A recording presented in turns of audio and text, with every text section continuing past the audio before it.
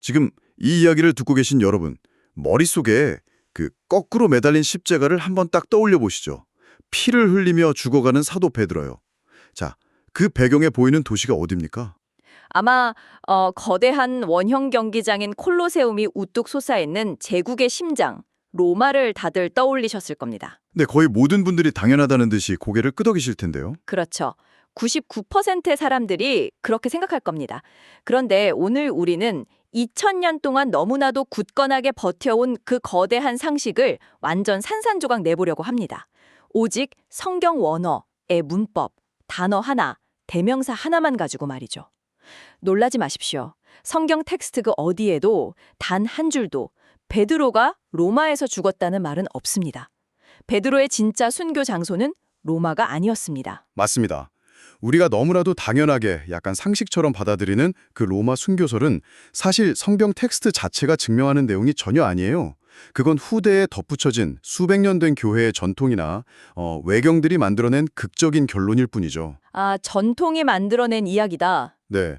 그래서 오늘 이 깊은 탐구의 미션은 매우 도발적이면서도 또 철저하게 제한적입니다.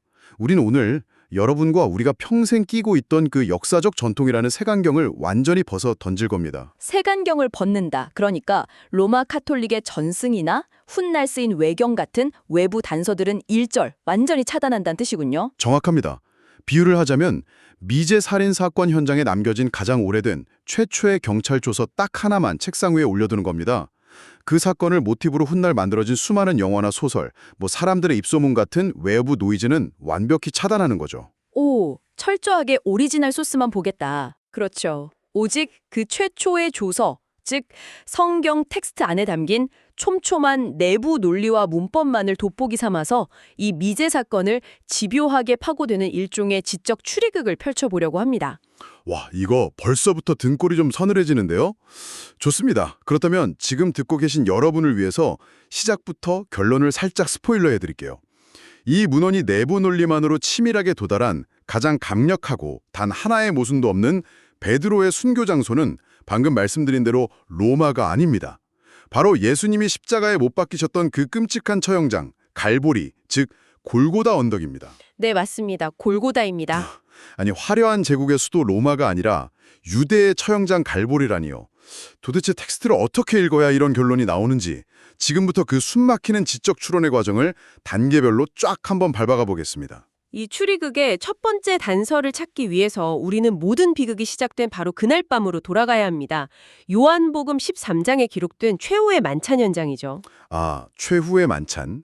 누군가를 추적할 때 수사의 첫걸음은 언제나 목적지를 파악하는 것에서 시작하니까요. 그날 밤 유다가 배신하러 나간 직후에 예수님은 남은 제자들에게 아주 의미심장한 말씀을 하십니다. 내가 가는 곳에 너희는 올 수 없다 라고요. 분위기가 정말 심상치 않았겠네요. 막 다들 웅성거리는 와중에 당연히 행동파인 베드로가 참지 못하고 나서서 묻잖아요. 주여 어디로 가십니까? 이렇게요. 네, 맞아요. 베드로의 그 다급한 질문에 대한 예수님의 대답 속에 아주 결정적인 첫 번째 단서가 숨어 있습니다. 예수님은 이렇게 대답하시거든요. 내가 가는 곳에 내가 지금은 따라올 수 없지만 나중에는 따라오리라. 지금은 안 되지만 나중엔 된다. 여기서 우리는 두 개의 헬라어 시간 부사에 주목해야 합니다. 지금은에 해당하는 아르티, 그리고 나중에는 해당하는 휘스테론입니다. 이 두 단어는 영원히 엇갈린다는 게 아닙니다. 시간차를 두고 결국에는 같은 장소로 오게 된다는 확정적인 예언인 거죠. 잠깐만요. 이 헬라어 단어들의 의미를 우리 상황에 맞게 좀 더 파고들어 볼까요? 솔직히 합리적인 의심이 딱 드는데요. 어떤 의심이시죠? 많은 사람들이 이 구절을 읽을 때 예수님이 가시는 곳을 그냥 천국이라고 생각하지 않나요? 아, 천국이요? 네, 비유하자면 일종의 VIP 라운지 같은 거죠. 제자들은 아직 이 땅에서 할 일이 남았고 죽을 때가 안 되었으니까 그 천국 라운지 입장권이 없어서 지금은 그러니까 아르티 못 들어가지만 인생을 다 살고 나중엔 휘스테론 그 천국 라운지에 갈 수 있다는 뜻이잖아요. 굳이 이걸 죽음의 끔찍한 장소로 연결하지 않아도 너무 자연스럽게 해석되는데요. 아주 자연스러운 해석처럼 들리죠. 하지만 텍스트를 조금만 더 깊이 읽어보면 그 천국 라운지 해석은 금세 벽에 쾅 부딪힙니다. 왜요? 바로 이어지는 베드로의 즉각적인 반응 때문입니다. 베드로가 그 말씀을 듣고 뭐라고 대답하는지 아십니까? 주여, 내가 왜 지금은 따라갈 수 없습니까? 주를 위하여 내 목숨을 버리겠나이다 라고 호언장담을 하거든요. 아, 목숨을 버리겠다. 한번 상식적으로 생각해 보시죠. 예수님이 가시는 곳이 그저 평화로운 아버지의 집, 천국이라면 굳이 목숨을 버릴 필요가 있습니까? 천국에 가는데 왜 내 목숨을 바치겠습니다 라는 비장한 계리가 나오겠냐는 거죠. 근데 그건 이렇게 가름할 수도 있잖아요. 베드로 특유의 약간 과장된 수사적 표현 아닐까요? 주님이 천국이든 지옥이든 어디를 가시든 저는 무조건 충성을 다하겠습니다. 이런 식의 과도한 충성 맹세일 수도 있죠. 굳이 그걸 물리적 처형장이라는 구체적인 장소로 한정짓는 건 약간 너무 나간 거 아닌가 싶거든요. 아주 날카로운 지적입니다. 만약 베드로의 그 문장 하나만 덩그러니 놓여 있다면 말씀하신 대로 단순한 허세나 수사적 표현으로 볼 여지가 충분히 있죠. 하지만 우리는 바로 다음 문맥, 즉 예수님의 반응을 봐야 합니다. 예수님의 반응이요? 네, 예수님이 그 충성 맹세를 듣고 칭찬하시나요? 아닙니다. 곧바로 네가 나를 위해 목숨을 버리겠느냐. 내가 진시로 내게 이르노니 닭 울기 전에 네가 3번 나를 부인하리다. 이렇게 뼈아픈 말씀을 하십니다. 아, 결국 베드로가 영적인 충성이 아니라 물리적인 도망과 배신을 할 거라는 걸 정확히 짚어내신 거군요. 맞습니다. 베드로는 직감적으로 알았던 겁니다. 예수님이 지금 가시려는 그 목적지가 단순히 사후세계의 영적인 공간이 아니라 당장 피 흘리는 물리적인 핍박과 죽음이 기다리는 현장이라는 것을요. 게다가 방금 말씀하신 그 천국 VIP 라운지 배속은 바로 다음 장인 요한복음 14장의 말씀과 완전히 충돌하면서 심각한 오해를 낳게 됩니다. 14장이랑 어떻게 충돌하죠? 14장에서 예수님은 내가 너희를 위해 거처를 예비하러 간다. 고 명확히 말씀하시거든요. 이건 논란의 여지 없이 천국을 의미합니다. 그러면 텍스트 자체가 모순 아닌가요? 13장에서는 천국이 아니라 죽음의 현장이라고 해석해놓고 14장에서는 대놓고 천국이라고 하시니까요. 전혀 모순이 아닙니다. 왜냐하면 이 두 발언은 거대한 여정 속에서 서로 다른 시점의 칭의를 가리키고 있기 때문입니다. 시점의 칭의요. 네, 13장에서 말씀하신 지금 당장 못 따라오는 곳은 그날 밤 물리적으로 이동하실 최종 목적지, 즉 처형장인 골고다라는 고난 여정의 시작점을 의미합니다. 아, 십자가 사건의 시작. 반면에 14장의 거처를 예비하러 간다는 말씀은 십자가와 부활, 승천이라는 그 모든 고난을 통과한 후의 완성을 의미하죠. 즉 예수님은 베드로에게 너는 지금 당장 나와 함께 십자가에 못 박히는 이 여정의 시작점에 동참할 수 없다고 물리적 장소를 두고 말씀하신 겁니다. 와, 제가 이 분석 자료를 보면서 정말 머리를 한 대 맞은 것처럼 소름이 쫙 돋았던 포인트가 바로 여기입니다. 아까 제가 천국 라운지 비유를 들면서 막 반항을 했잖아요. 그런데 그 대명사의 문법을 자세히 뜯어보니까 천국이라는 해석이 완전히 붕괴되더라고요. 지금 듣고 계신 여러분도 한번 들어보세요. 자료로 보면 요한복음 13장 33절에서는 예수님이 모든 제자, 즉 복수형 대명사를 써서 너희는 올 수 없다고 하십니다. 네, 너희 복수형이죠. 그런데 불과 3구절 뒤인 36절에서는 오직 베드로 한 명, 즉 단수형을 딱 써서 너는 나중에 따라오리라 라고 콕 집어서 말씀하시거든요. 네, 그 대명사의 수, 복수에서 단수로의 전환이 이 텍스트 분석의 핵심 중의 핵심입니다. 이거 완전히 이런 상황 아닌가요? 마치 학교 선생님이 반 전체 학생들한테 얘들아 너희는 오늘 놀이공원에 못 가 라고 단호하게 선언해놓고 갑자기 반장 한 명만 따로 불러서 귓속말로 근데 너는 나중에 갈 거야 라고 하는 거랑 똑같잖아요. 아주 적절한 비유네요. 만약 아까 말한 예수님의 목적지가 진짜 천국이라면 제자들 전부 다 나중에 구원받고 천국에 갈 텐데 왜 굳이 베드로 한 명만 콕 집어서 단수형으로 너만 나중에 따라온다고 했을까요? 이게 천국이라면 베드로 빼고 나머지 제자들은 영원히 천국에 못 간다는 완전 끔찍한 뜻이 되어버리잖아요. 정확합니다. 천국으로 해석하면 문법과 교리가 동시에 산산조각이 나버립니다. 이 복수형과 단수형의 분리를 유일하게 그리고 완벽하게 설명해내는 해답은 단 하나뿐입니다. 그게 바로 골고다군요. 맞습니다. 목적지가 물리적인 십자가 처형장, 골고다라는 사실입니다. 그날 밤의 텍스트 내부 기록을 보십시오. 제자들은 예수님이 잡히시자 모두 뿔뿔이 도망쳤습니다. 즉, 너희 모든 제자들은 예수님을 따라 골고다에 가지 못했죠. 와, 33절의 너희는 올 수 없다는 복수형 예언이 그날 밤 겟세마네 동산에서 완벽하게 물리적으로 성취가 된 거네요. 아무도 안 따라갔으니까요. 그렇죠. 하지만 훗날 오직 너, 즉 베드로 한 사람만은 예수님과 완전히 같은 방식인 십자가형으로 동일한 처형장을 향해 물리적으로 따라가게 된다는 아주 섬뜩하고도 뼈아픈 예언인 것입니다. 목적지를 골고다로 설정하는 순간 이 복수형과 단수형의 모순이 눈 녹듯 사라지면서 텍스트의 앞뒤가 소름 돋도록 완벽하게 맞물려 돌아갑니다. 진짜 대명사 하나, 복수형과 단수형의 차이 하나로 거대한 해석이 완전히 뒤집히네요.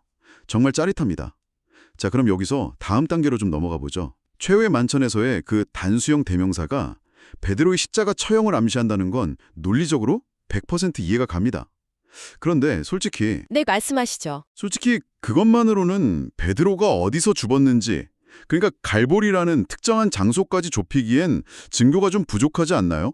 십자가 처형은 로마 제국 전역에서 흔하게 일어났던 사형 방식이잖아요. 로마에서 십자가에 못 박혀 죽었어도 어쨌든 예수님을 따라간 셈이 되는 거 아닌가요? 아주 예리한 질문입니다. 그래서 우리는 시점을 부활 이후로 옮겨야 합니다.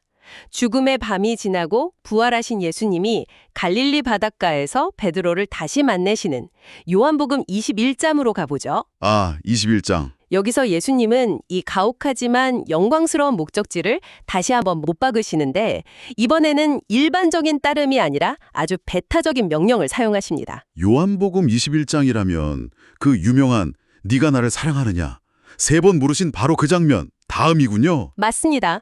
요한복음 21장 18절부터 보면 예수님이 베드로한테 네가 늙어서는 내 팔을 벌리고 원치 않는 곳으로 끌려갈 것이다. 이렇게 구체적으로 말씀하시거든요. 팔을 벌린다? 네, 당시 팔을 벌린다는 것은 십자가 처형을 묘사하는 명백한 관용적 표현이었습니다. 그리고 그 죽음의 방식을 예언하신 직후에 헬라어로 쉬데라는 단어를 쓰십니다.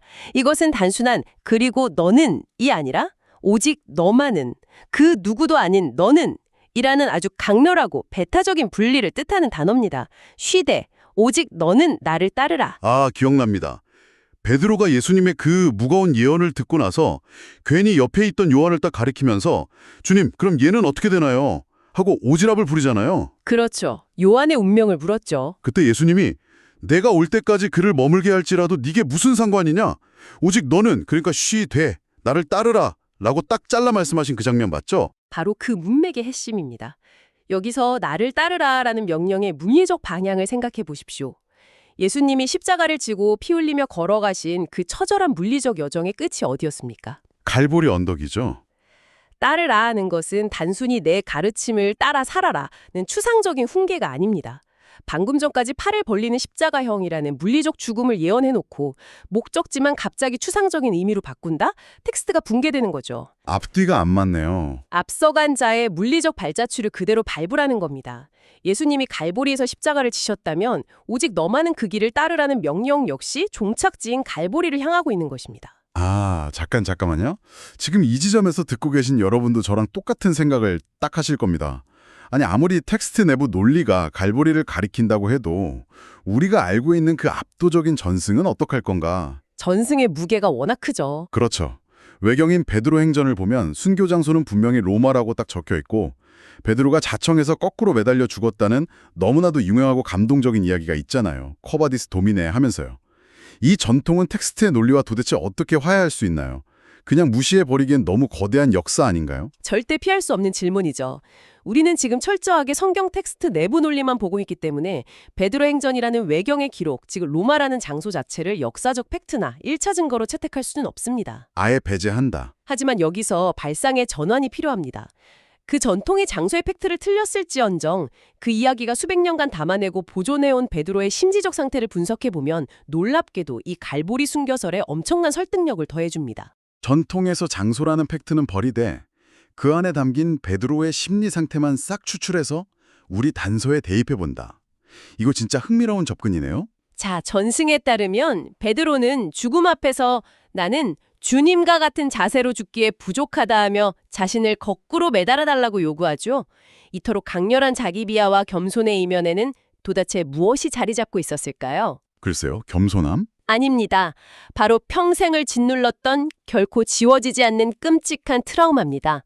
그날 밤 겟세마네에서 골고다로 향하시는 주님을 버리고 도망쳤고 심지어 저주하며 부인했던 그 지독한 죄책감 말입니다. 아, 골고다의 트라우마. 와, 듣기만 해도 마음이 진짜 무거워지네요. 여러분이 베드로라고 한번 상상해 보십시오. 베드로가 의식한 그 부족함이 과연 단순히 죽음의 자세에만 국한된 것이었을까요? 만약 베드로가 전혀 낯선 이방 땅 로마에서 죽었다면 그저 주님을 위해 죽는다는 순교자의 명예가 훨씬 더 컸을 겁니다. 그렇죠. 이방 땅에서 복음을 전하다 죽는 거니까요. 하지만 만약 예수님이 피 흘리면 죽어가신 바로 그 장소, 그 골고다 언덕으로 다시 끌려왔다면 어떨까요? 와, 자신이 스승을 버리고 도망쳤던 그 흙바닥, 스승의 살이 찢기던 그 공기와 냄새, 그 처절한 기억의 한복판에 자신이 똑같이 십자가를 지고 서게 된 겁니다. 상상만 해도 숨이 턱 막히네요. 똑같은 십자가라는 도구로 죽되 감히 주님이 달리셨던 그 하늘을 똑바로 바라보고 죽을 수는 없다는 그 처절한 심리적 내러티브. 이 거꾸로 매달린 십자가의 회화는 로마라는 낯선 무대보다는 그 모든 트라우마의 진원지인 갈보리라는 장소적 배경과 결합할 때 소름 돋을 정도로 완벽하게 공명합니다. 그래서 이게 다 무슨 의미일까요? 지금까지 전문가님의 치밀한 분석을 쫙 들어보니 결국 성경에 베드로가 갈보리에서 죽었다고 명확하게 활자로 딱 인쇄되어 있는 건 아니잖아요. 이 모든 건 텍스트의 조각들을 맞춘 정황 증거 아닌가요? 정황 증거 맞습니다. 듣다 보니까 마치 추리소설에서 밀실살인 사건의 범인을 잡는 과정 같아요. 범인이 칼을 찌르는 장면이 찍힌 CCTV 영상은 없지만 방의 구조, 닫힌 문, 시간대 같은 밀실의 모든 트릭을 분석해 볼 때 이 사람 빼고는 물리적으로 범행을 저지를 수 있는 사람이 아무도 없다라는 걸 증명해서 범인을 확정하는 거잖아요. 철저한 속어법이죠. 아주 완벽한 비유입니다. 이 탐구 자료가 우리에게 던지는 가장 예리한 화두가 바로 그것입니다. 법정에서 가장 강력한 유죄 증거는 피고인의 자백이 아닙니다. 자백은 언제든 거짓일 수 있으니까요. 그렇죠. 압박에 못 이겨 거짓말을 할 수도 있고. 가장 완벽한 증거는 피고인 외에는 그 범행을 저지를 수 없다는 대안의 부재입니다. 방금 말씀하신 그 속어법 말입니다. 대안의 부재. 성경은 종종 중요한 진리를 직접적인 단어로 막 떠먹여주지 않고 텍스트의 논리를 통해 다른 모든 가능성을 스스로 봉쇄하는 방식으로 진리를 드러냅니다. 기독교 교리의 심장인 삼위일체라는 단어, 성경에 단 한 번이라도 등장합니까? 아니요, 단 한 번도 안 나오죠. 안 나옵니다. 하지만 성경의 모든 내부 논리가 그것 외에는 답이 없도록 일관되게 그 방향을 가리키고 있죠. 베드로의 죽음 장소 역시 이와 똑같은 메커니즘인 겁니다. 와, 오늘 우리가 나눈 논리를 한번 쫙 정리해 볼게요.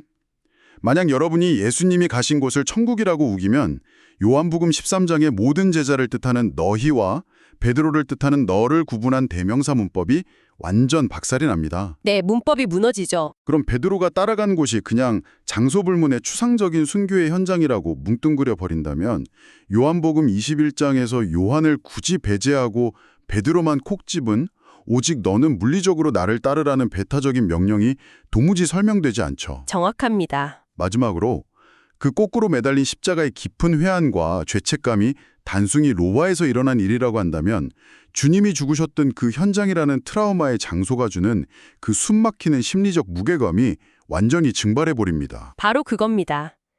여러분이 갈보리를 제외한 어떤 다른 대안적 해석을 시도하든 그게 찬국 해석이든 일반적 순교 해석이든 로마 해석이든 간에 성경 텍스트의 촘촘한 내부 문맥 안으로 들어오는 순간 그것들은 자기 모순에 빠져 자멸해버립니다. 스스로 무너지는군요. 네, 문법, 논리, 심리적 조건이라는 세 개의 거름망을 거치고 나면 오직 단 하나, 갈보리만이 상처 하나 없이 온전하게 살아남습니다.